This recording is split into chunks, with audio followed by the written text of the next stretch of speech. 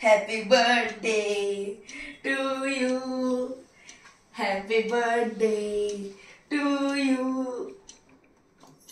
आजोबा, आजोबा कुठे आहात तुम्ही? अहो चला आपल्याला जायचंय. आजोबा, अरे आदित्य, आल्या आल्या काय एवढी घाई करतोस? बस जरा हातपाय धुवून घे, फ्रेश हो. म्हणजे आज काय आहे तुम्ही विसरलात? अहो आज आजीचा वाढदिवस आहे. मी, तुम्ही, मम्मी पप्पा आपण सगळे जातो ना दरवर्षी काकांकडे आजीचा वाढदिवस सेलिब्रेट करायला. अरे हो की, तिचा वाढदिवस विसरून कसं चालेल? सरकार आहे ते आमचं आणि मी त्यांचा म्हातारा नट सम्राट. तू लवकर फ्रेश होऊन घे, मग आपण निघूया. हो, मी आधी मम्मी पप्पांना फोन करतो, मग आपण निघूया.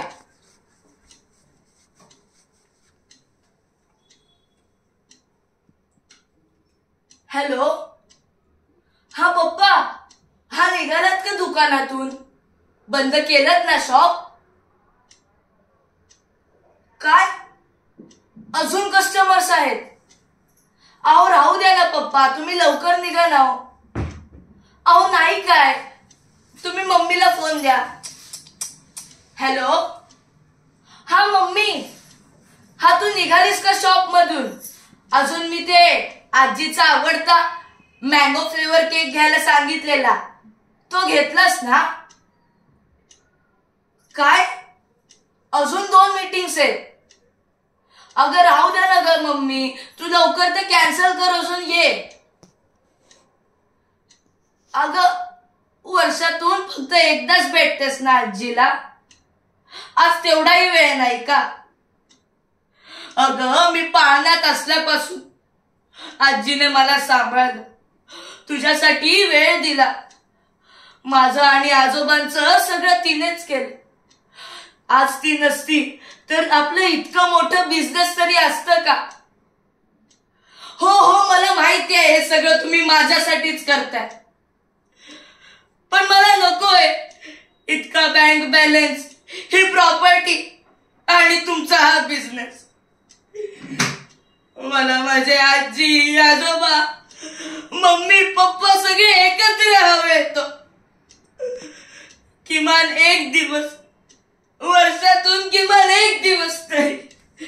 अरे आदित्य, असा रडू नकोस रे बाळा, काळ बदललाय आता. तुला माहित आहे का, मला 5 भाऊ होते.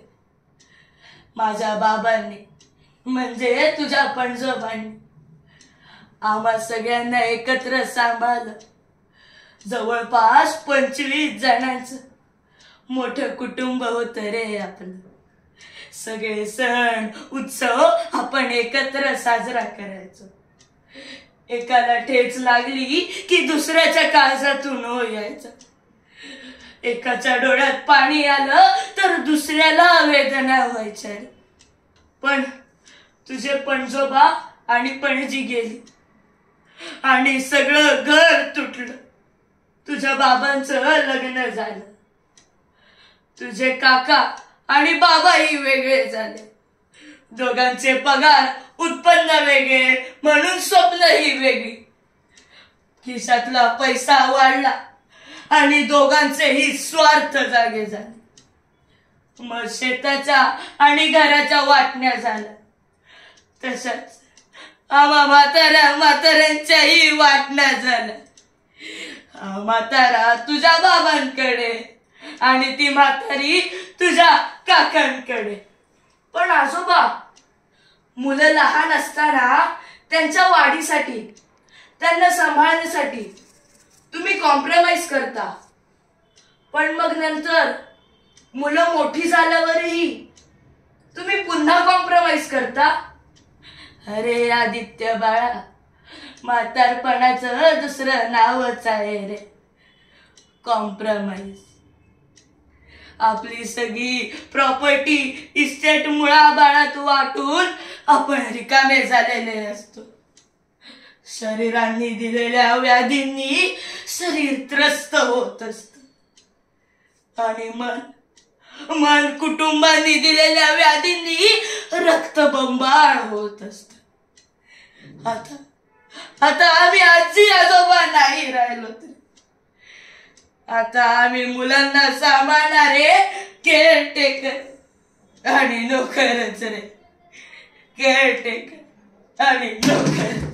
आजोबा उठा ना. मी सगळं ठीक करेन.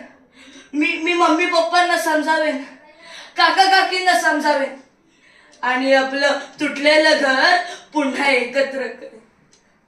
आम्हा नातवांना पुन्हा एकदा तुमच्या मांडीवर खेळायचंय.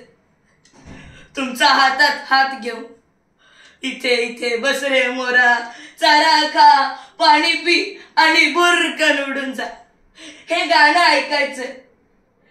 आजीच्या काठीशी मस्ती करायची. तुमच्या पाठीवर बसून घोडा खेळायचा.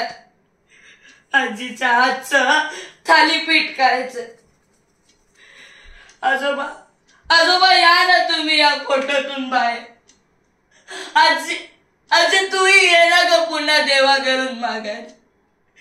आपल्याला तुझा वाढदिवस सेलिब्रेट करायचा. या ना आजोबा परत, ये ना ग आजी परत.